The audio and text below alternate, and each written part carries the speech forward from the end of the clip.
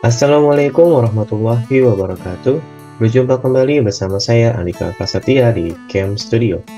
Video ini merupakan video part kedua dari materi hidrolisis larutan garam, di mana pada video kali ini kita akan belajar mengenai perhitungan pH dari larutan garam yang mengalami hidrolisis. So, siapkan dirimu and let's study.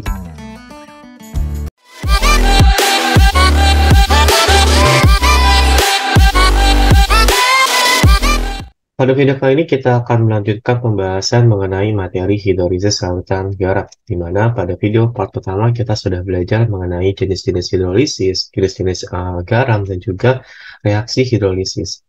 Nah, pada video part kedua kali ini kita akan belajar tentang bagaimana caranya untuk menentukan pH dari suatu larutan garam yang mengalami hidrolisis. Oke, kita langsung mulai saja video kali ini dengan membahas bagaimana cara untuk menentukan pH dari campuran asam lemah dan juga basa kuat. Oke, seperti yang sudah kita ketahui dan yang sudah kita pelajari di video part pertama, bahwa ketika ada asam lemah dengan basa kuat bereaksi, dia akan mengalami suatu reaksi hidrolisis yang disebut sebagai hidrolisis parsial atau hidrolisis sebagian. Nah, hidrolisis yang terjadi mengakibatkan bertambahnya konsentrasi ion OH- di dalam air, sehingga garam tersebut atau garam yang dihasilkan dari pencampuran antara asam lemah dengan basa kuat itu akan memiliki pH lebih besar daripada 7 atau bersifat basa. Satu hal yang perlu diingat bahwa tidak semua reaksi antara asam lemah dengan basa kuat itu akan mengalami reaksi hidrolisis. Syarat utama suatu reaksi antara asam lemah dengan basa kuat menghasilkan atau dikatakan mengalami hidrolisis adalah ketika kedua reaktan yang terlibat dalam reaksi, baik itu asam lemahnya ataupun basa kuatnya, itu habis bereaksi. Jadi, kalau ada sisa asam lemahnya, maka dia bukan hidrolisis. Atau kalau ada yang sisa di basa kuatnya, maka dia bukan hidrolisis. Jadi, syarat mutlak suatu reaksi dikatakan sebagai hidrolisis garam adalah ketika kedua reaksinya atau kedua reaktannya itu habis bereaksi. Makanya dalam penyelesaian soal-soal hidrolisis, kita perlu membuat stoichiometri reaksinya terlebih dahulu jika melibatkan antara asam lemah dengan basa kuat, ataupun sebaliknya asam kuat dengan basa lemah. Karena syaratnya kedua reaksi harus habis bereaksi. Oke, untuk menentukan konsentrasi ion OH- pada garam hidrolisis atau hidrolisis garam, ini rumusnya adalah seperti ini. Jadi konsentrasi OH- sama dengan akar KW dibagi Ka dikali konsentrasi garam, ya, molaritas garam, dikali valensi ion asam lemah. Nah, bagaimana cara menentukan valensi ion asam lemah? Saya akan bahas langsung di contoh soal nanti ya, setelah semua materi saya sampaikan. Oke, untuk menentukan nilai pH masih sama, karena dia basah, maka pH itu adalah 14 dikurangi pOH, sehingga kita perlu mencari pOH-nya terlebih dahulu, dan untuk mencari pOH, rumusnya tetap sama juga, yaitu min dari logaritma konsentrasi OH-. Yang beda dengan asam basa biasa, ya, di bab pertama di kelas 11 semester kedua, itu adalah mencari OH-nya. Nah, di dalam hidrolisis ada yang namanya derajat hidrolisis garam, ya, alfanya gitu ya. Nah, untuk menentukan alfa atau derajat hidrolisis dari garam yang terbentuk antara asam lemah dengan basa kuat, rumusnya adalah seperti ini. Jadi KH, ya, akar KH dibagi konsentrasi garam dikali valensi ion asam lemah, atau bisa ditulis juga dengan seperti ini, ya, alfa sama dengan KW, akar KW dibagi Ka dikali molaritas garam dikali valensi ion asam lemah. Nah, di sini ada KH. KH ini adalah tetapan hidrolisis, di mana tetapan hidrolisis rumusnya adalah KW dibagi Ka, kalau garamnya berasal dari asam lemah dengan basa kuat. Ya, jadi ada simbol baru yang kita pelajari pada hidrolisis, yaitu KH, ya, atau tetapan hidrolisis. Nah, ini rumus antara asam lemah dengan basa kuat yang mengalami hidrolisis. Sekali lagi ingat, syaratnya harus habis bereaksi kedua reaktan. Oke, kita lanjut untuk yang berikutnya, yaitu pH antara campuran asam kuat dengan basa lemah. Ketika asam kuat dengan basa lemah bereaksi dan membentuk suatu garam, maka garamnya akan mengalami hidrolisis parsial juga atau hidrolisis sebagian. Nah, tapi yang bertambah konsentrasinya adalah ion H+ di dalam air, sehingga garam yang terbentuk akan memiliki pH lebih kecil daripada 7 atau dikatakan garamnya bersifat asam. Kita sudah bahas ini ya di video part pertama, ya, jenis-jenis garam. Sama seperti yang sebelumnya antara asam lemah dengan basa kuat, suatu reaksi asam kuat dengan basa lemah dikatakan mengalami hidrolisis jika kedua reaktannya habis bereaksi. ya, ini syarat mutlak reaksi hidrolisis. Nah, untuk menentukan konsentrasi yang H+ yang terbentuk, kita dapat menggunakan persamaan seperti ini. Jadi kalau H+ akar KW per KB. Ya, kalau tadi OH kan akar KW per Ka. Nah, tetap sama dikali molaritas garam dikali valensi ion basa lemah kalau mencari H+. Jadi jangan ketukar ya. Jadi kalau di hidrolisis gampangnya adalah ketika diketahui Ka, maka dia mencari OH-. Tapi kalau diketahui Kb, maka dia mencari H+. Ya, dengan catatan rumusnya seperti ini. Nah, untuk mencari pH-nya, karena dia asam, maka tetap sama, yaitu min logaritma konsentrasi H+. Nah, sama seperti asam lemah dengan basa kuat, garam ini juga ada yang namanya hidrolisis garam atau alfa. Nah, rumusnya akar KH dibagi molaritas garam dikali valensi ion basa lemah. Sama ya, kalau yang bedakan adalah kalau di sebelumnya antara asam dengan basa kuat, itu dikali valensi ion asam lemah. Tapi kalau di sini kali valensi ion basa lemah. Atau bisa dituliskan juga akar KW per KB kali molaritas garam dikali valensi ion basa lemah. Nah, KH adalah tetapan hidrolisis, di mana kalau campurannya antara asam kuat dengan basa lemah, maka rumus KH-nya adalah KW per KB. Nah, silakan dicatat dulu rumus-rumusnya, agar nanti ketika kita sudah mulai membahas soal, kalian bisa mengetahui rumus mana yang akan kalian gunakan. Oke, yang ketiga, ini adalah pH yang terbentuk antara asam lemah dengan basa lemah. Oke. Ketika asam lemah bereaksi dengan basa lemah dan mengalami hidrolisis, maka hidrolisisnya adalah hidrolisis total. Nah, ketika reaksi hidrolisis total, ini syaratnya juga tetap sama ya. Seperti yang sebelumnya, semuanya harus habis bereaksi, baik itu asam lemahnya maupun basa lemahnya. Nah, pH larutan garam pada jenis garam yang terbentuk antara asam lemah dengan basa lemah ini tidak bergantung pada konsentrasi garamnya, tetapi dia bergantung pada nilai Ka dan Kb-nya. Jika Ka-nya lebih besar dibandingkan Kb, maka larutannya bersifat asam. Ya, kita akan mencari konsentrasi H+-nya. Tapi kalau Ka-nya lebih kecil dibandingkan Kb, maka larutannya akan bersifat basa. Berarti kita mencari OH-nya. Nah, tapi kalau Ka-nya sama dengan Kb, maka otomatis larutannya akan bersifat netral atau pH-nya bernilai 7, gitu ya. Nah, untuk menentukan konsentrasi H+, kalau Ka-nya lebih besar dibandingkan Kb, dan untuk menentukan konsentrasi OH- kalau Ka-nya lebih kecil dibandingkan Kb, ini menggunakan rumus ini. Ya, ini untuk mencari H+-nya. Ini konsentrasi H+ sama dengan akar KW kali Ka dibagi Kb. Kalau mencari H+. Tapi kalau OH- yang dicari atau artinya Kb-nya yang lebih besar, maka rumusnya adalah akar KW dikali Kb dibagi Ka. Ya, ini rumusnya. Sedangkan untuk mencari pH-nya itu tetap sama. Kalau dia asam berarti min logaritma H+, kalau dia basa maka pH-nya adalah 14 dikurangi pOH. Di mana untuk mencari pOH tetap sama, yaitu min logaritma konsentrasi OH-. Oke, ini kalau asam lemah dengan basa lemah. Jadi garam jenis ini ya, atau garam terbentuk dari asam lemah dengan basa lemah, ketika dia mengalami hidrolisis, maka pH-nya tidak bergantung dengan konsentrasi garamnya, tapi bergantung pada nilai Ka dan Kb. Masih masih tentang asam lemah dengan basa lemah, di mana dia juga mencari tentang derajat hidrolisisnya ya, atau mencari alfanya. Nah, di jenis garamnya ini untuk mencari alfanya itu adalah akar KH dibagi 1 ditambah akar KH. Di mana untuk mencari KH, yaitu ketapan hidrolisisnya, kita bisa menggunakan persamaan ini, yaitu KH sama dengan KW dibagi Ka dikali Kb. Ya, ini untuk asam lemah dengan basa lemah. Yang terakhir, jenis garam yang terakhir adalah pH campuran atau garam yang terbentuk dari campuran asam kuat dengan basa kuat. Seperti sudah kita pelajari bahwa garam jenis ini dia tidak akan mengalami hidrolisis ya. Artinya konsentrasi H+ ataupun konsentrasi OH- di dalam larutannya atau dalam airnya tersebut dia tidak mengalami perubahan. Nah, karena tidak mengalami perubahan, maka pH-nya akan konstan, yaitu tetap mengikuti pH air, itu 7. Artinya garam yang akan bersifat netral, gitu ya. Jadi kalau asam kuat dengan basa kuat, secara otomatis pH-nya sama dengan 7.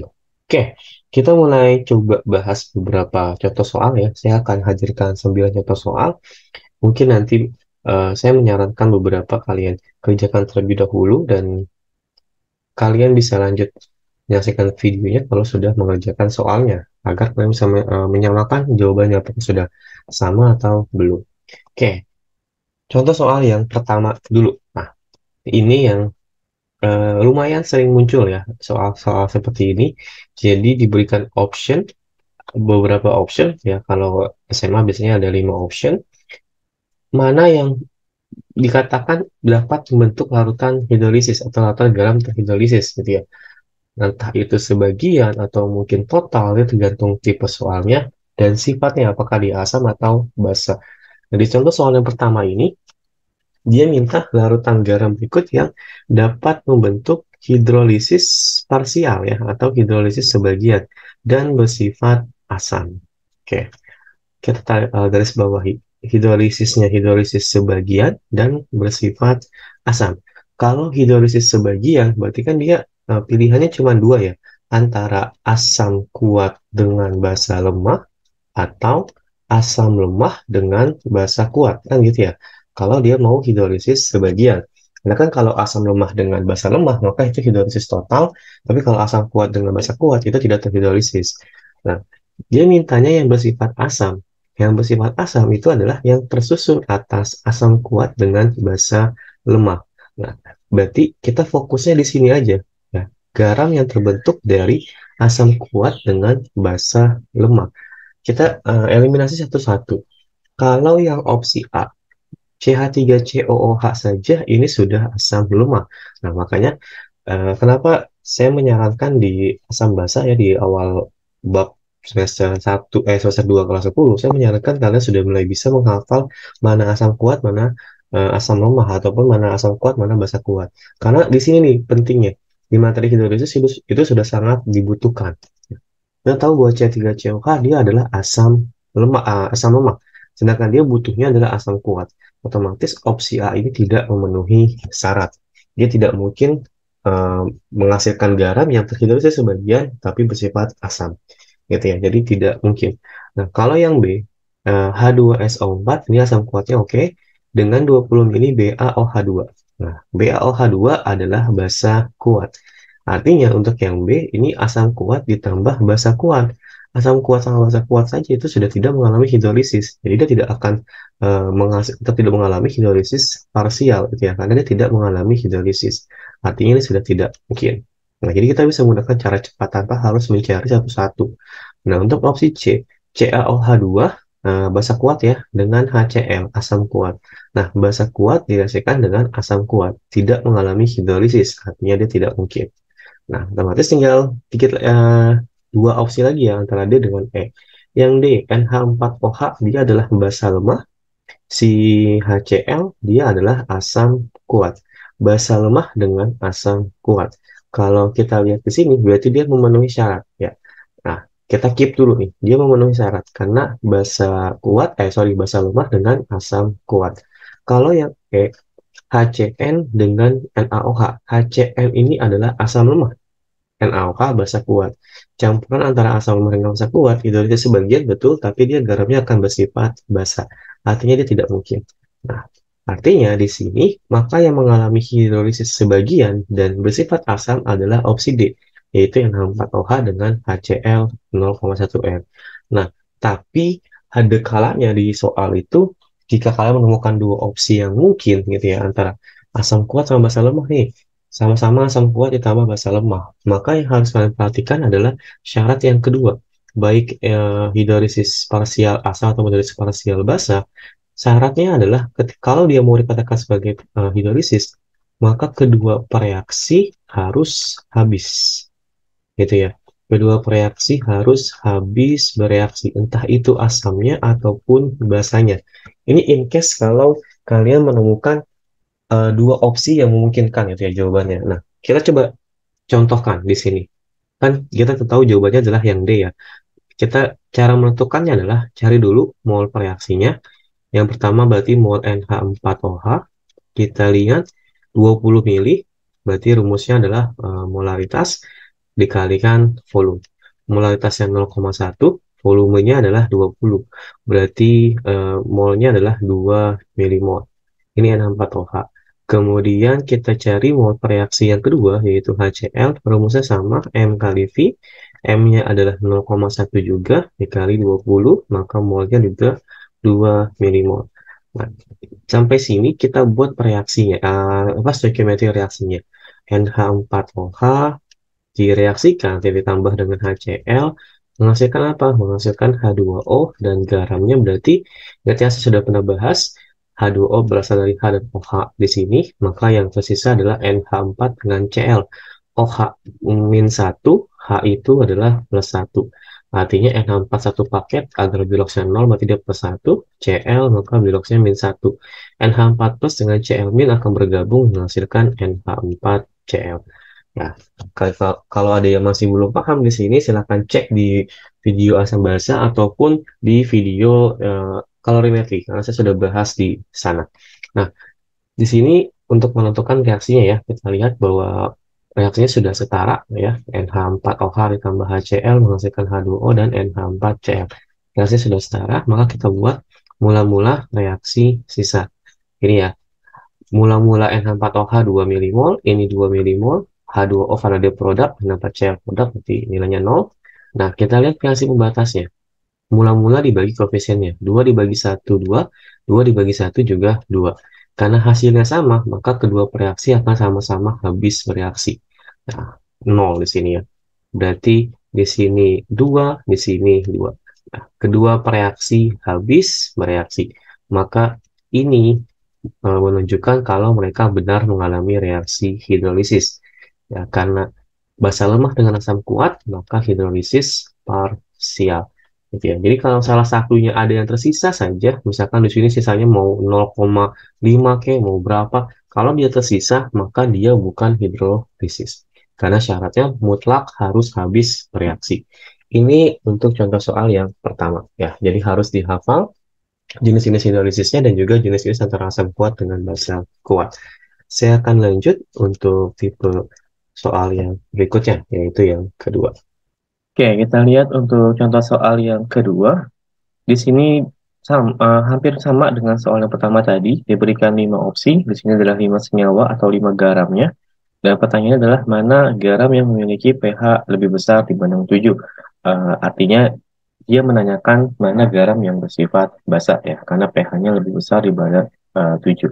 Nah, perbedaan dari soal kedua dengan soal yang pertama adalah ketika soal pertama tadi itu masih asam dengan basanya gitu ya. Jadi asam sama basanya belum direaksikan, baru akan direaksikan. Tapi kalau di soal yang kedua ini sudah garamnya nih yang dikasih tahu gitu loh. Nah, untuk mengetahui apakah ini sudah garam atau masih asam dengan basanya, cara simpelnya adalah kalau ada dua zat yang direaksikan, kayak tadi kan di soal yang pertama, H2SO4 dengan COH2 gitu kan. Itu kan berarti masih mencampurkan dua zat, asam dengan basa. Tapi kalau di hanya satu zat seperti ini, kayak CaF2, kemudian K3PO4 saja, Al2S3, ini berarti sudah garamnya. Ya, jadi kalian sudah tidak perlu memikirkan aspek stoikiometrinya. Yang perlu kalian pikirkan adalah ini garam tersusun dari kation dan anion apa? Apakah dari asam kuat dengan basa kuat, asam kuat dengan basa lemah, atau asam lemah dengan basa kuat, atau bahkan mungkin asam lemah dengan basa lemah. Itu yang perlu kita pikirkan. Kalau pH-nya lebih besar dibandingkan 7, artinya ini adalah garam yang tersusun dari asam lemah dengan basa kuat. Kenapa? Karena kalau asam kuat dengan basa lemah, maka ini bersifat asam. Ya, artinya pH-nya kurang dari 7. Tapi kalau asam kuat dengan basa kuat, maka pH-nya sama dengan 7 atau dia netral. Tapi kalau asam lemah dengan basa lemah, nah ini adalah ranah tanda tanya. Ya. Maksudnya dia diperlukan data Ka dan Kb-nya untuk menentukan apakah dia asam atau basa. Sedangkan di tipe soal ini kan ini nggak ada Ka dan Kb-nya gitu ya. Artinya kita tidak bisa menentukan atau tidak bisa mengambil ranah asam lemah dengan basa lemah. Atau nanti kita sesuaikan dengan soalnya, apakah dia hidrolisis total atau hidrolisis parsial. Karena kalau sama dengan basa lemah, dia adalah hidrolisis total. Tapi kalau di soal yang kedua ini, dia hanya minta garam yang pH-nya lebih besar dibandingkan 7, artinya yang bersifat basa. Oke, kita cek satu-satu. Yang A, untuk CaF2. Kalau kita ionkan, ya, ini akan menghasilkan ion Ca plus 2 dengan 2 F-min, gitu ya. Di mana Ca plus 2 ini ya, ingat kalau positif maka dia adalah basa, nanti kita gabungkan dengan OH-. Ca plus 2 kalau gabung dengan OH- menjadi CaOH2, Nah, CaOH2 ini adalah basa kuat. Nah, sedangkan F- kalau kalau negatif berarti asam ya, kita gabungkan dengan H+, maka dia akan membentuk HF. Nah, HF ini sifatnya adalah asam lemah. Nah, basa kuat dengan asam lemah. Memenuhi syarat ya, asam lemah dengan basa kuat. Artinya ini adalah senyawa yang atau garam yang memiliki pH di atas 7 atau yang bersifat basa. Nah, yang B kita lihat. Yang B ini FeNO3 dua kali. Kalau kita ionkan, maka dia akan menghasilkan Fe+2 dengan 2NO3 min. Nah, kalau kita gabungkan dengan OH ya di sini, berarti FeOH2, berarti dia adalah basa lemah. Sedangkan NO3 min kita gabungkan dengan H+, maka menjadi HNO3. Ini adalah asam kuat. Campuran antara basa lemah dengan asam kuat. Artinya ini sifatnya adalah asam atau pH-nya lebih kecil daripada 7. Artinya yang B tidak mungkin. Gitu ya. Nah, yang C, K3PO4. Oke. K3PO4, kalau kita ionkan berarti menghasilkan 3K plus dengan PO4-3. K plus berasal dari KOH, dia adalah basa kuat. PO4-3 kalau kita gabungkan dengan H plus menjadi H3PO4. Ini adalah asam lemah. Nah, campuran antara basa kuat dengan asam lemah memenuhi syarat ya, dia akan memiliki pH di atas 7 atau bersifat basa. Kemudian yang D, Al2S3. Al2S3 kalau kita ionkan jadi 2Al plus 3 dengan 3S-2. Ini akan menjadi HLOH3. Ini akan bergabung dengan H2S atau ketika digabungkan dengan H plus akan menjadi H2S. ALOH3 basa lemah, sedangkan H2S adalah asam lemah. Nah, basa lemah dengan asam lemah. Dia mungkin akan bersifat basa, mungkin akan bersifat asam. Tergantung nilai Ka-nya, Ka dan Kb-nya. Nah, tapi sayangnya Ka dan Kb-nya di sini tidak diberikan. Artinya kita tidak bisa menganggap ini sebagai jawaban yang diminta. Gitu ya. Jadi yang kita ambil adalah yang hidrolisis sebagian saja, jangan hidrolisis total. Nah, yang E adalah ZnSO4. Oke, ZnSO4 dia akan menjadi Zn plus 2 dengan SO4 min 2. Zn plus 2 berasal dari ZnOH2, SO4 min 2 berasal dari H2SO4, di mana H2SO4 adalah asam kuat, kalau ZnOH2 adalah basa lemah. Asam kuat dengan basa lemah, maka dia akan bersifat asam, atau pH-nya lebih kecil daripada 7. Ya, ini tidak mungkin. Artinya, untuk menjawab soal yang dua ini, ya, yang garam memiliki pH lebih besar daripada 7 adalah yang A dan C. Nah, dengan catatan, kalau yang diminta adalah hidrolisis parsial atau hidrolisis sebagian. Oke, ini tipe soal yang kedua. Artinya, kita tinggal ionkan saja garamnya, nanti kita tinggal cek dia berasal dari mana nih, asam kuat, asam lemah, basa kuat, atau basa lemah. Lalu kita lihat sifatnya, apakah asam atau basa. Oke, ini yang tipikal masih agak teori ya, belum menghitung, tapi ini cukup sering muncul di soal-soal mengenai hidrolisis garam. Nah, soal yang berikutnya, di soal yang ketiga, kita akan belajar bagaimana caranya untuk menghitung pH dari hidrolisis garam. Oke, ini dia soalnya. Dihasilkan 100 ml CaOH2 0,2 molar dengan 100 ml HCN 0,4 molar. Ka-nya sekian. Tentukan berapa pH dari campuran yang akan terbentuk. Oke, kita analisis dulu ya. CaOH2 di sini berarti adalah basa kuat ya. Sedangkan HCN berarti di sini adalah asam lemah. Oke, campuran antara basa kuat dengan asam lemah, kalau dia memenuhi syarat hidrolisis, maka dia akan mengalami hidrolisis parsial dengan pH lebih besar dibandingkan 7, gitu ya, lebih besar daripada 7. Karena basa kuat dengan asam lemah. Tapi kita harus cek dulu apakah benar si reaksi ini menghasilkan hidrolisis garam atau mengalami hidrolisis garam atau enggak. Ingat langkah yang pertama, kita cari dulu mol dari zat yang bereaksi. Mol dari CaOH2-nya. Oke, karena ketahui molar dengan volume, berarti rumusnya molar dikalikan volume.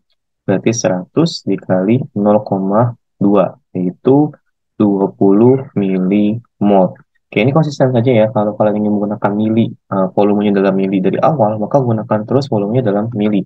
Tapi kalau mau diubah ke dalam liter, ya silakan. Tapi yang penting konsisten dari awal sampai akhir sama satuan volumenya. Nah, ini mol CaOH2-nya. Yang berikutnya kita cari mol dari si HCN-nya.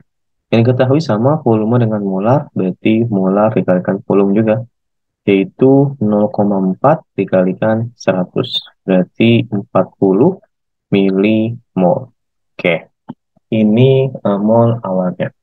Ini langkah pertama ya, langkah satu. Maka langkah yang kedua kita buat stoikiometri reaksinya. Berarti kita reaksikan nih, si CaOH2 direaksikan dengan HCN. Menghasilkan apa? Pasti ada H2O. Ingat, H-nya ini plus, Cn-nya berarti min 1.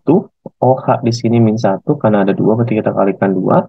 Berarti kan totalnya min 2 ya. Maka Ca-nya adalah plus 2. Berarti Ca plus 2 dengan Cn min. Maka hasilnya adalah CaCN2. Oke, ini kurangnya. Nah, reaksinya belum setara. Cn-nya ada 2 ya. Nanti ini kita kalikan dengan 2.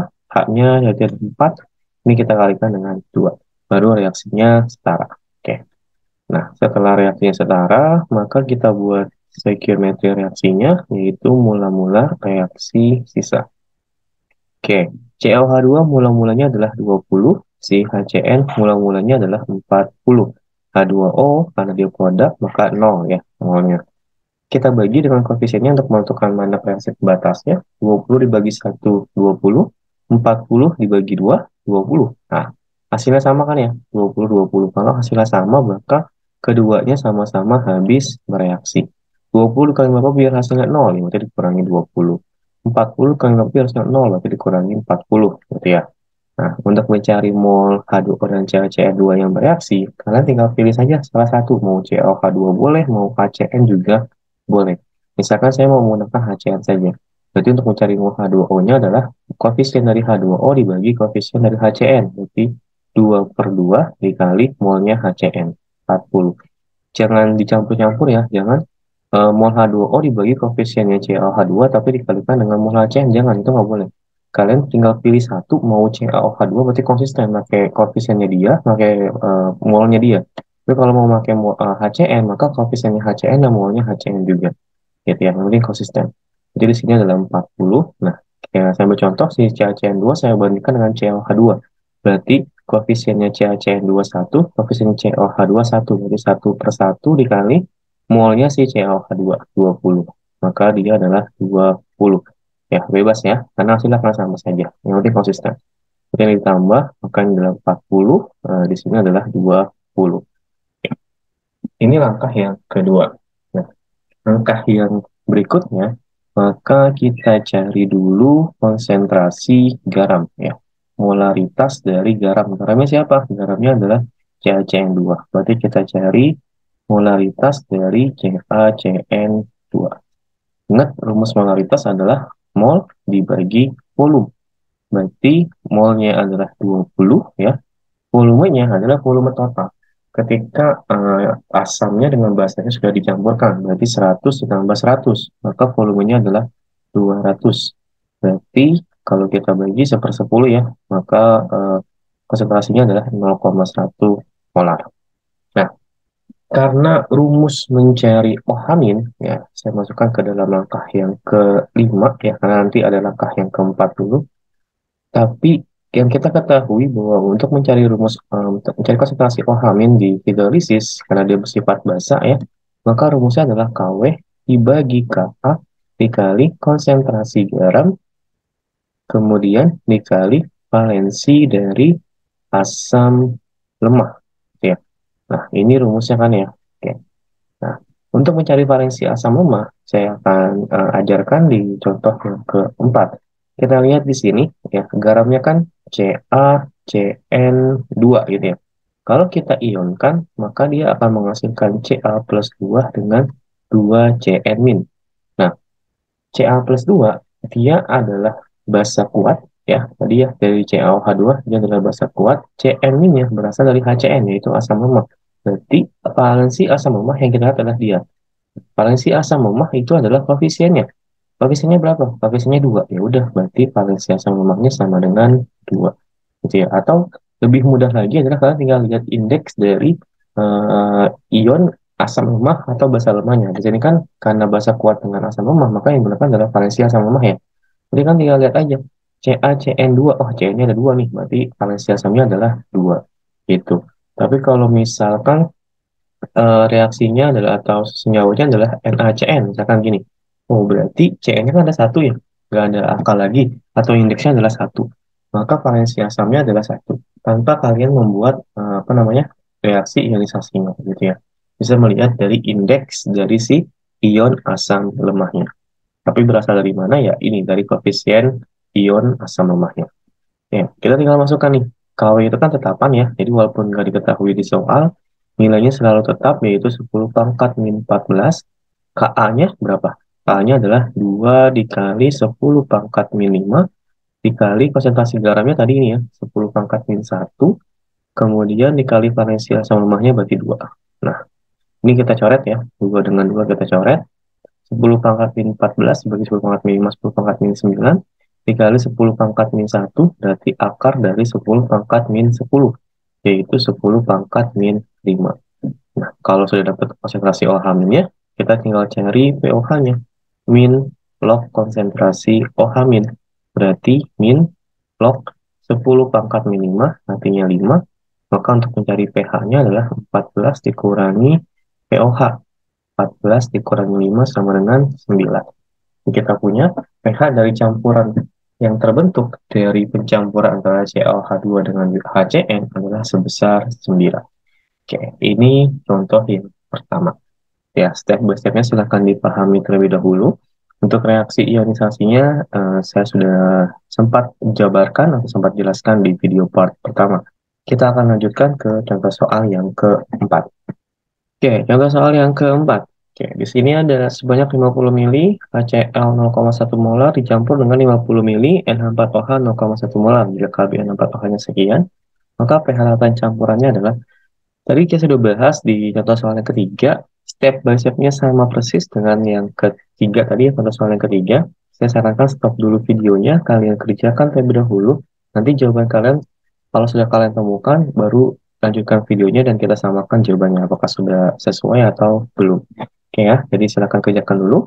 Kalau sudah, baru kalian lanjut. Oke, saya anggap kalian sudah menemukan jawabannya. Lalu kita kerjakan sini ya. Ingat langkah pertama, kita cari dulu mol dari reaksinya. Berarti mol dari HCl, karena diketahui volume dan molaritas, maka rumusnya adalah molaritas dikalikan volume, berarti 0,1 dikali 50, maka molnya adalah 5. Kemudian untuk mol NH4OH, karena yang diketahuinya sama juga ya, volume dan molar, maka rumusnya juga sama. Molaritas dikalikan volume, yaitu 0,1 dikali 50. Hasilnya adalah 5. Ini mol awal mereka. Nah, langkah yang kedua, berarti kita buat persamaan reaksinya dan stoikiometri reaksinya. NH4OH dicampurkan dengan HCl akan menghasilkan H2O dengan NH4Cl. Oke, saya nggak akan bahas lagi ya untuk reaksinya, karena sudah saya bahas berulang-ulang di contoh soal yang sebelumnya dan juga di video part pertama ataupun di video termokimia. Oke, kita lihat reaksi sudah setara, baru kita lanjut ke mula-mula reaksi sisa. Mula-mulanya NH4OH5, HCl mula-mulanya 5, H2O kalau dia produk masih 0 ya. Nah, kita bagi 5 bagi 1, 5, 5 bagi 1, 5. Kalau hasil bagi sama. Artinya kedua reaksinya akan sama-sama habis bereaksi. Ini 0, ini 0. Maka 5 dikurangi 5, yang hasilnya 0, ini juga sama, 5 dikurangi 5. Ini H2O, berarti koefisiennya H2O dibagi koefisiennya HCl dikali 5 ya, lamanya HCl 5. Maka ini 5, ini juga sama, koefisiennya 1, koefisien HCl-nya 1 dikali 5, maka hasilnya juga 5. Berarti kita punya di sini 5, di sini 4. Nah, yang ketiga, ya, langkah yang ketiga berarti kita cari konsentrasi garamnya, yaitu NH4Cl ya, di mana rumusnya adalah mol dibagi volume. Molnya 5, volumenya kita lihat dicampur ya, berarti 50 ditambah 50, 100. Berarti 5 dibagi 100. Jadi kita punya konsentrasinya adalah 5 kali 10 pangkat min 2. Kemudian untuk valensi, karena dia adalah asam kuat ya, asam kuat dengan basa lemah, artinya dia akan bersifat asam, pH-nya kurang dari 7. Jadi kita perlu mencari konsentrasi H plus-nya. Karena yang lemah adalah basa lemahnya, maka kita cari valensi basa lemahnya. Langkah yang keempat, berarti NH4Cl. Kalau kita ionkan, berarti NH4 plus ditambah Cl min. Ini basa lemahnya ya, koefisiennya adalah 1. Berarti valensi basa lemahnya adalah 1. Atau kalau kalian lihat, di sini NH4 gitu ya, NH4, setelah NH4 tidak ada angka lagi, berarti valensi basa lemahnya adalah 1. Tapi kalau misalkan dia NH4 dalam kurung 2 SO4 seperti ini, kan berarti NH4-nya ada 2 nih, maka valensi basa lemahnya adalah 2. Ya, bisa dilihat dari indeks dari si basa lemahnya. Kemudian baru kita masuk ke dalam langkah yang kelima ya, berarti mencari konsentrasi H plusnya, di mana rumusnya adalah akar KW dibagi KB ya, dikali konsentrasi garam, kemudian dikali valensi si basa lemah. Oke, ini rumusnya ya. Oke, ingat KW tetapan, berarti nilainya selalu tetap 10 pangkat min 14. KB-nya berarti kalau kita lihat adalah 5 kali 10 pangkat min 5. Konsentrasi garamnya adalah 5 kali 10 pangkat min 2. Valensinya adalah 1. Oke, kita coret. Berarti kita kalikan 10 pangkat min 14 dikali 10 pangkat min 2, 10 pangkat min 16 dibagi 10 pangkat min 5 berarti 10 pangkat min 11. Oke. 10 pangkat min 11 kalau kita akarkan adalah 10 pangkat min 5,5. Nah, berarti pH-nya adalah, karena dia asam, min log dari konsentrasi H plus ya, berarti min log 10 pangkat min 5,5, yaitu 5,5 asam. Ini adalah pH dari campuran 50 mili HCl 0,1 M dengan 50 mili N4OH 0,1 M. Bagaimana jawaban kalian? Apakah sudah tepat atau masih beda atau ya? Berarti kalau masih beda, silakan dicek kembali salahnya di mana dan pahami kembali step by step-nya agar di soal berikutnya kalian tidak salah lagi. Oke ya? Ini contoh soal yang keempat. Saya akan lanjut ke contoh soal yang kelima. Oke, ini adalah contoh soal yang kelima. Kita lihat ada NH4OH 0,1 molar direaksikan dengan HCN 0,1 molar. Diketahui KaHCN-nya adalah 10 pangkat min 4, KBN4OH adalah 10 pangkat min 5. Tentukan harga pH larutan sebelum dan sesudah dicampur. Oke, dia minta sebelum dan sesudah dicampur.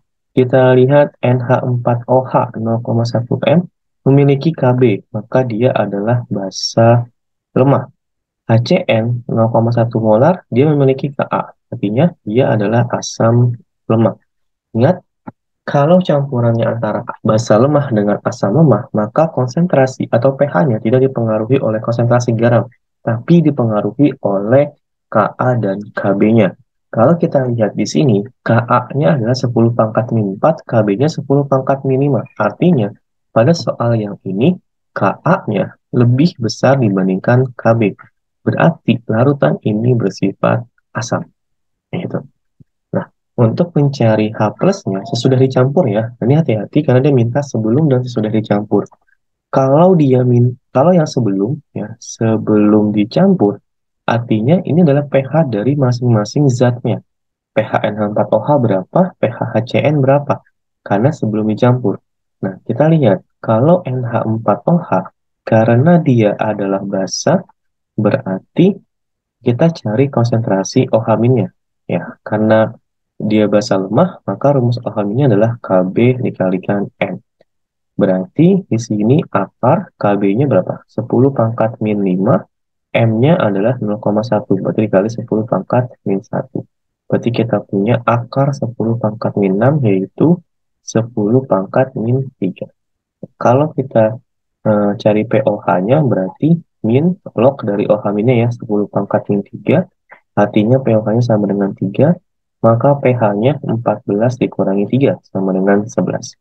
Ini sebelum mencampur si N4OH-nya. Berarti kan dia berdiri sendiri kan, maka kita menggunakan rumus asam dan basa. Itulah kenapa kalau kimia, ketika babnya sudah lewat, jangan langsung dilupakan begitu saja rumusnya, karena masih akan terpakai, masih akan digunakan. Nah, ini N4OH sebelum dicampur. Kayak yang berikutnya kita cari HCN, dia adalah asam ya. Kalau asam berarti kita cari konsentrasi H plusnya terlebih dahulu. Berarti rumusnya adalah akar Ka dikalikan M. Berarti Ka-nya 10 pangkat min 4, M-nya 0,1. Berarti 10 pangkat min 1.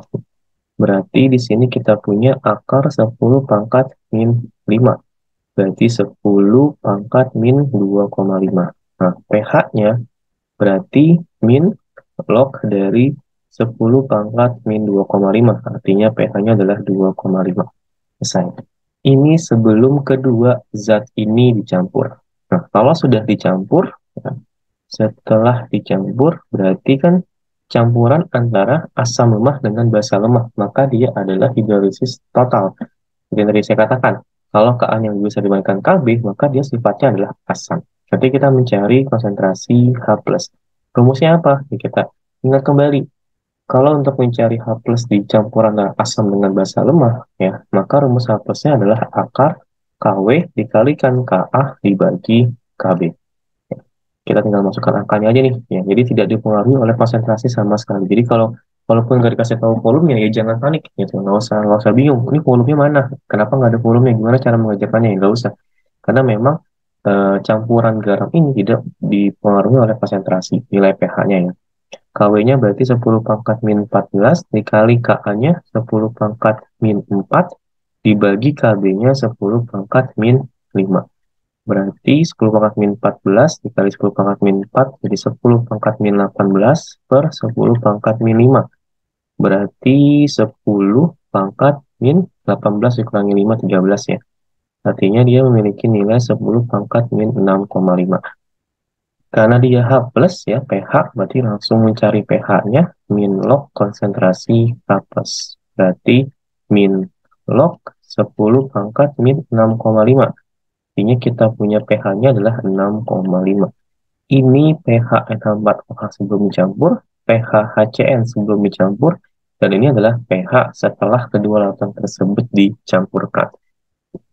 Ini tipe soal yang ketiga, itu ya, dari H hidrolisis garam. Jadi kita sudah lihat asam kuat dengan basa lemah, asam lemah dengan basa kuat. Sekarang adalah asam lemah dengan basa lemah. Nah, kalau asam kuat dengan basa kuat itu lebih gampang lagi, tidak perlu dihitung ya, karena dia sudah pasti tidak terhidrolisis, artinya pH-nya sama dengan 7. Dengan catatan kalau keduanya mengalami hidrolisis ya. Tapi kalau tidak mengalami hidrolisis, maka silakan kembali ke konsep asam basa yang sudah kalian pelajari di bab sebelumnya. Oke, ini soal yang kelima. Saya masih punya 4 contoh soal lagi. Saya akan lanjut ke soal yang ke-6. Oke, kita lanjut ke contoh soal yang ke-6. Diketahui KaC3COH sama 10 pangkat min 5, maka pH larutan dari C3CO ke 0,1 M adalah. Nah, jadi kalau kita lihat beberapa contoh soal yang sebelumnya, itu merupakan contoh soal yang mulai dari asam dan basanya baru mau dicampurkan atau baru mau direaksikan ya, belum menghasilkan garamnya. Nah, untuk soal yang ke-6 ini, dia langsung dalam bentuk garam. Berapa pH larutan dari garam CH3COOK yang konsentrasinya 0,1 M. Nah, kalau tipikal soalnya seperti ini sebenarnya lebih mudah lagi ya, karena kita tinggal lihat saja CH3COOK ini kalau kita ionkan, berarti menghasilkan ion CH3COO- dengan ion K+. CH3COO- ini adalah asam lemah, K+ berasal dari KOH, yaitu basa kuat. Jadi campurannya adalah asam lemah dengan basa kuat. Maka sifatnya adalah basa. Nah, karena sifatnya basa, maka kita mencari konsentrasi OH-. Rumus konsentrasi OH- ya, karena dia campuran antara asam lemah dengan basa kuat, maka rumusnya adalah akar Kw per Ka dikali konsentrasi garam, ya, konsentrasi garam dikali valensi dari si asam lemah. Gini ya, valensi asam lemah. Nah, berapa valensi asam lemahnya kita lihat di sini. Ion K menghasilkan CH3COOmin. CH3COOmin koefisiennya adalah 1. Berarti valensi asam lemahnya adalah 1. Artinya kita tinggal masukkan saja akar KW 10 pangkat min 14 per Ka-nya diketahui 10 pangkat min 5. Konsentrasi garamnya adalah 0,1. Artinya 10 pangkat min 1. Valensinya adalah 1. Nah, kita kalikan 10 pangkat min 14 kali 10 pangkat min 1, 10 pangkat min 15, dibagi 10 pangkat min 5 berarti 10 pangkat min 10. Artinya kita punya konsentrasi OH-nya adalah 10 pangkat min 5. Nah, pH-nya, pOH-nya berarti min log dari konsentrasi OH-, yaitu min dari log 10 pangkat min 5, yaitu 5. Berarti kita punya pH-nya tinggal 14 dikurangi pOH, yaitu 14 dikurangi 5, 9. Nah, lebih simpel lagi. Ya, jadi kita tidak perlu membuat stoikiometri reaksinya. Karena kalau kita membuat stoikiometri reaksinya, kita ingin mencari konsentrasi dari garamnya, gitu ya. Jadi tujuan membuat stoikiometri reaksi adalah menemukan konsentrasi garam. Nah, kalau konsentrasi garam sudah diketahui, ya udah langsung masuk ke dalam rumusannya. Tidak perlu membuat stoikiometri reaksi kembali. Oke, ini soal yang ke-6. Kita lanjut untuk soal yang ke-7 ya. Masih ada 3 contoh soal lagi. Nah, kita masuk ke contoh soal yang ke-7. Hitunglah massa garam dari HCOOK yang harus dilarutkan ke dalam 200 ml air agar diperoleh larutan garam dengan pH sama dengan 9. Jika diketahui Ka dari HCOOK ya adalah 2 kali 10 pangkat min 4. Oke, di sini seharusnya Ka dari HCOOH ya. Nah, Ka dari asam lemahnya, bukan Ka dari garamnya. Di soal yang ke-6 tadi ya, soal yang ke-6 kita memiliki garam yang ada konsentrasinya, kemudian ditanyakan pH-nya. Nah, tapi kalau di soal yang ke-7, ini garam diketahui pH-nya, ditanyain berapa sih masanya gitu ya. Kalau kita menghubungkan per rumus itu, maka untuk mencari massa itu kan didapatkan dari rumus molar ya. Massa dibagi mR dikali 1000 per volume. Atau bisa juga langsung M sama dengan mol dibagi volume gitu ya. Tapi karena kita butuh massa, maka kita menggunakan rumus yang ini. Ya. Artinya kita butuh molaritas. Molaritas karena dia adalah hidrolisis dari HCOOK ya. HCOOK ini kalau kita ionkan ya, ini menjadi HCOO- ditambah K+. HCOO- adalah asam lemah, K+ adalah basa kuat. Nah, karena berasal dari HCOH, ini berasal dari KOH gitu ya. Asam lemah dengan basa kuat ya, berarti sifatnya adalah basa. Kalau basa, maka mencari OH-, kan gitu ya. Konsentrasi OH- rumusnya adalah akar KW per Ka dikali konsentrasi garam dikali valensi asam lemah. Gitu. Oke. Kita punya konsentrasi di sini. Ya, berarti kita harus mencari dari OH-. Nah, OH- didapatkan dari mana? Dari pH. Ingat, kalau pH-nya sama dengan 9, maka pOH-nya, ya, pH-nya itu tinggal 14 dikurangi pH, gitu ya. 14 dikurangi pH, artinya 14 dikurangi 9, yaitu 5. Nah, konsentrasi OH-, saya sudah bahas di video asam basa. Kalau kita punya pOH-nya 5, ya, artinya pOH-nya sama dengan A, gitu ya, maka konsentrasi OH- adalah 10 pangkat min A, gitu ya. Jadi kalau pOH-nya adalah 5, maka konsentrasi OH-nya adalah 10 pangkat min 5. Nah, kita punya konsentrasi OH-, kita masukkan ke rumus yang ini agar kita memiliki konsentrasi garam. Nah, berarti 10 pangkat min 5 sama dengan akar 10 pangkat min 14 per Ka. Ka-nya adalah 2 dikali 10 pangkat min 4 dikali konsentrasi garam dikali valensi asam lemahnya. HCOO-nya tulisnya 1, berarti valensinya adalah 1. Nah, berarti kita punya 10 pangkat min 5 sama dengan ini 10 pangkat min 14 dibagi 2 kali 10 pangkat min 4 ya. Berarti akar 10 pangkat min 10 per 2 gitu ya. dikali konsentrasi garam. Nah, kita kuadratkan kedua belah sisi ya, agar akarnya hilang. Ini kita kuadratkan, ini kita kuadratkan. 10 pangkat min 5 dikuadratkan berarti 10 pangkat min 10. Ini dikuadratkan berarti menjadi 10 pangkat min 10 per 2 dikali konsentrasi garam. Nah, berarti kita tinggal kalikan silang. 10 pangkat min 10 dikalikan 2, berarti 2 dikali 10 pangkat min 10 sama dengan 10 pangkat min 10 konsentrasi garam. Nah, ini kita coret ya. Berarti 2 sama dengan konsentrasi garam. Berarti kita punya molaritas dari garamnya ya. Garamnya di sini kan berarti adalah si HCOOK. Berarti molaritas dari HCOOK itu adalah 2 molar. Nah, dari sini kita tinggal masukkan ke rumus yang molaritasnya. Ya, di mana molaritas sama dengan massa per mR dikali 1000 per volume. Molaritasnya 2, masanya ini yang kita cari, mR-nya adalah 84. Berarti per 84 dikali 1000 per volumenya diminta agar menjadi 200 mili gitu ya. Maka ini volumenya adalah 200. Ini kita coret, berarti sisanya 5. 84 kalikan 2, berarti 168 sama dengan 5 dikali massa. Berarti massanya adalah 168 dibagi 5, yaitu sebesar 33,6 gram. Oke, selesai. Nah, jadi kalau diketahui pH dari suatu larutan garam dan dia menanyakan berapa massa garam yang harus dilarutkan agar si garam itu punya pH sekian di volume yang sekian gitu ya, maka stepnya adalah kita mencari dulu konsentrasi OH- ataupun konsentrasi H+-nya kalau dia asam ya, baru kita pindahkan ke rumus OH- dan ataupun H+ kalau dia asam untuk mendapatkan konsentrasi garamnya. Jika kita sudah memiliki konsentrasi garam, barulah kita masukkan ke dalam rumus molaritas untuk mendapatkan massa dari garam yang dilarutkan. Itu step-stepnya ya. Oke, ini soal yang ke-7. Masih punya 2 contoh soal lagi. Ya, kita lanjut ke contoh soal yang ke-8. Oke, di contoh soal yang ke-8, pertanyaannya mirip dengan contoh soal yang ke-7, ya sama-sama massa. Cuma kalau kita perhatikan di sini, yang ditanyakan adalah massa KOH yang diperlukan untuk bereaksi dengan 1 liter C3COH agar diperoleh larutan dengan pH sama dengan 9. Dianggap tidak terjadi perubahan volume. Oke.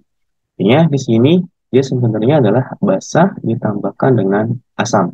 Ya. Belum dalam bentuk garam. Artinya kita perlu membuat stoikiometri reaksinya.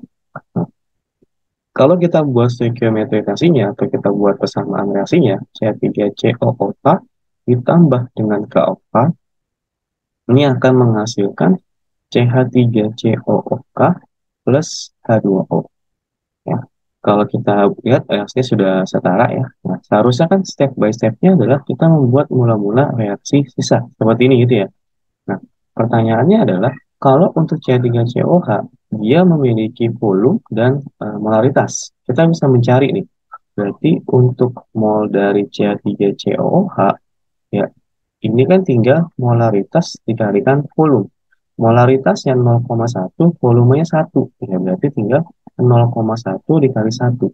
Berarti kita punya mol dari C3COOH adalah 0,1. Kita punya di sini 0,1.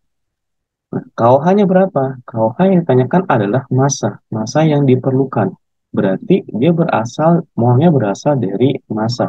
Nah, kalau mol dari massa, berarti kan rumusnya adalah mol sama dengan massa dibagi mR, kan gitu ya, massa dibagi mR. Nah, kalau massa dibagi mR, massanya kan nggak tahu nih berapa massanya, berarti kita anggap saja massanya itu adalah X, karena kita belum tahu nilainya berapa. MR-nya ke OH, ini ada ARK sama dengan 39, O-nya 16, H-nya sama dengan 1, jadi kita tinggal tambah aja, 39 tambah 1, 40, tambah 16, berarti 56. X per 56. Kalau ini 0, 0. Secara konsep, seharusnya kedua zat atau kedua reaksi, ya kedua reaktannya si C3COH maupun KOH, Karena dia mengalami hidrolisis, maka dia harus bernilai nol di akhirnya gitu ya. Karena sama-sama habis reaksi. Ini berkurang nol, maka di sini juga harus nol. Gitu. Nah, untuk mengetahui berapa banyak si ini yang bereaksi, gitu ya. Nah, ini kan sudah punya angka nih 0,1, berarti kan tinggal dikurangi saja ya 0,1. Berarti 0,1 dikurangi 0,1 kan sama dengan 0. Berarti berapa KOH yang bereaksi? Ya udah kita bandingin saja koefisiennya. Ini koefisiennya 1, ini koefisiennya 1. Berarti 1/1 dikali molnya C3COH yang bereaksi 0,1 berarti sama dengan 0,1. Nah, kita tahu bahwa mol yang bereaksinya adalah 0,1, dia harus habis. Dari sini kita tinggal buat kesamaan matematikanya saja. Berarti X per 56 dikurangi 0,1, hasilnya harus habis kan? Harus 0. Karena dia hidrolisis. Syarat hidrolisis kan kedua reaksi harus habis. Berarti ini tinggal pindah ruasnya. X per 56 ini pindah ruas, berarti menjadi plus 0,1. Kita kalikan silang, berarti X-nya sama dengan 56 dikali 0,1, 5,6. Berarti kita punya bahwa massa dari KOH yang harus dilarutkan atau yang harus direaksikan agar memperoleh pH 9 ya dengan satu tiga COH adalah sebesar 5,6 gram. Ini kalau hidrolisis. Ya, jadi nilai pH-nya itu bisa kita abaikan saja karena konsepnya kedua reaksi atau kedua reaktan harus sama-sama habis. Jadi bisa kita kerjakan dengan cara yang simple yaitu. Meskipun bisa nih, kalau kita berangkatnya dari nilai pH-nya sama dengan 9, kita cari, berikan bahasa ya, berarti kita cari pH, kita cari konsentrasi OH-nya, kita cari molaritas dari garamnya, kita cari mol dari garamnya, baru kita masuk ke dalam stoichiometry reaksinya. Itu kan memerlukan step by step yang sangat panjang ya, kalau kita mau berangkat dari nilai pH-nya. Tapi kita bisa mengerjakannya dengan cara yang lebih simple atau yang lebih mudah dengan menggunakan prinsip dari hidrolisis, yaitu kedua reaksi harus habis reaksi. Oke, ini soal yang ke-8 ya. Jadi banyak sekali tipe dari soal hidrolisis. Kita akan lanjut ke contoh soal yang terakhir, yaitu contoh soal yang ke-9.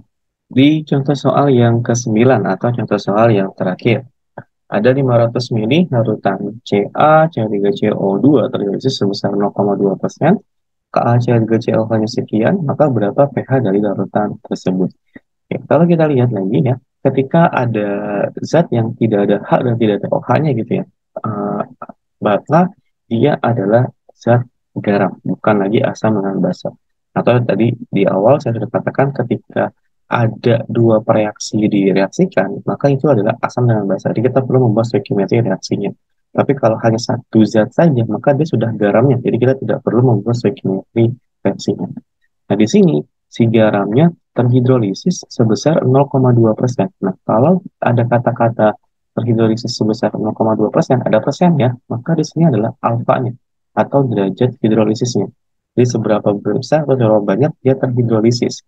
Nah, kalau kita lihat jenis garamnya ya, Ca dalam kurung CH3 COO2 gitu ya. Kalau kita ionkan, maka akan menghasilkan ion Ca plus 2 dengan ion CH3 CO-O- ya sebanyak 2. Ini adalah asam kuat, ini adalah basa kuat, ini adalah asam lemah. Campuran antara basa kuat dengan asam lemah, maka sifatnya adalah basa, ya artinya kita perlu mencari konsentrasi OH-nya. Nah, konsentrasi OH- pada garam yang bersifat basa, ya, rumusnya adalah AK KW per Ka dikali konsentrasi garam dikali valensi dari asam lemahnya, gitu ya. Valensi asam lemah. KW tetapkan sebelum min 14, Ka-nya sudah ada. Valensi asam lemahnya, berarti ini karena ini asam lemahnya ya, C3CO-, berarti koefisiennya adalah 2, maka valensi asam lemahnya adalah 2. Nah, pertanyaannya adalah konsentrasi garam dari mana nih? Nggak ada soalnya. Ada volume tapi nggak ada mol, nanti kita tidak bisa menggunakan rumus mol dengan volume gitu ya.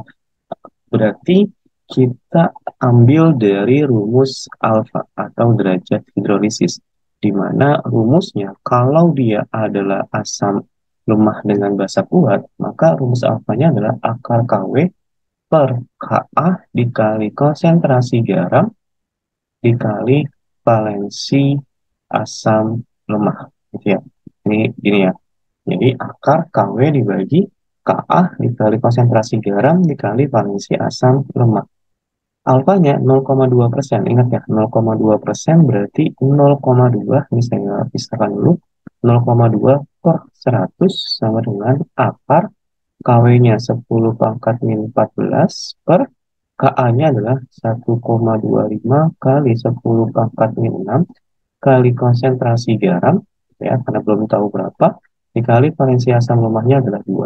Nah, berarti kita punya, ini saya jadikan notasi ilmiah saja, 0,2 per 100 berarti 2 kali 10 pangkat min 1 per 100 ya, berarti 2 kali 10 pangkat min 3. Berarti di sini adalah akar 10 pangkat min 14 per 1,25 kali-kalikan 2, berarti menjadi 2,5 kali 10 pangkat min 6 dikali konsentrasi garam. Nah, sama untuk menghilangkan akar, ya, nanti ini kita kuadratkan, ini juga kita kuadratkan. 2 kali 10 pangkat min 3, kalau dikuadratkan berarti menjadi 4 kali 10 pangkat min 6. Ini dikuadratkan berarti akarnya saja hilang, yakni 10 pangkat min 14 per 2,5 kali 10 pangkat min 6 dikali konsentrasi garam. Nah, kita tinggal kali silang ya. Berarti 4 kali 10 pangkat min 6 dikali 2,5 kali 10 pangkat min 6 dikali konsentrasi garam, berarti sama dengan 10 pangkat min 14. 2,5 dikalikan 4 berarti 10 ya. 10 berarti 10 dikali 10 pangkat min 12 ya. 10 pangkat min 6 dikali 10 pangkat min 6 dikali konsentrasi garam, berarti sama dengan 10 pangkat min 14. Ini berarti jadi 10 pangkat min 11 ya, karena 10 dikalikan 10 pangkat min 12, konsentrasi garam sama dengan 10 pangkat min 14. Artinya kita punya konsentrasi garamnya adalah 10 pangkat min 14 per 10 pangkat min 11, yaitu 10 pangkat min 3. Nah, barulah kita punya konsentrasi garamnya, yaitu 10 pangkat min 3. Udah, tinggal kita masukkan ke rumus yang ini. Berarti akar KW-nya 10 pangkat min 14 per 1,25 kali 10 pangkat min 6 dikali konsentrasi garamnya 10 pangkat min 3 ya. Berarti 10 pangkat min 3 dikalikan 2. Nah, ini kita tinggal kalikan saja, berarti akar 2 kali 10 pangkat min 3 dikali 10 pangkat min 14 berarti 2 kali 10 pangkat min 17. Oke, min 17 ya, ini ya. Min 17 dibagi 1,25 kali 10 pangkat min 6. 2 dibagi 1,25, ini berarti 1,6 ya. 1,6 dikali 10 pangkat min 17 dibagi 10 pangkat min 6 berarti 10 pangkat min 11. Nah, ini kita ubah saja menjadi 16 kali 10 pangkat min 12. Artinya kita punya konsentrasi OH-nya adalah 4 kali 10 pangkat min 6. Oke, OH-nya sudah ada, baru kita cari POH-nya, berarti min log konsentrasi OH-nya ya. Berarti min log 4 kali 10 pangkat min 6, artinya 6 min log 4. Maka pH-nya adalah 14 dikurangi POH. Berarti 14 dikurangi 6 min log 4. 14 dikurangi 6 berarti 8. Ini min ketemu min berarti menjadi plus. Berarti plus log 4. Nah, pH-nya adalah 8 plus log 4. Oke, ini dia tipe-tipe soal yang sering muncul pada materi hidrolisis garam. Yang sangat bervariasi ya. Bisa dari asam dengan basa ditanyakan pH-nya, bisa dari garam yang langsung ditanyakan pH-nya, bisa juga dari garam ditanyakan massa dari garam yang dilarutkan, atau massa dari zat reaksi yang dilarutkan, sampai dia menggunakan derajat hidrolisis. Ya. Artinya, cukup banyak kemungkinan-kemungkinan soal yang muncul dari rumus-rumus hidrolisis. Jadi saya sangat menyarankan kalian catat semua rumus-rumusnya dan kalian pahami kapan harus menggunakan rumus A, kapan harus menggunakan rumus B. Silakan diulang kembali videonya jika masih ada yang belum kalian pahami dengan sempurna, atau bisa juga kalian tuliskan pertanyaan di kolom komentar. Saya akhiri video mengenai materi hidrolisis. Selamat mempelajari materi ini dan wabillahi taufiq wal hidayah. Wassalamualaikum warahmatullahi wabarakatuh.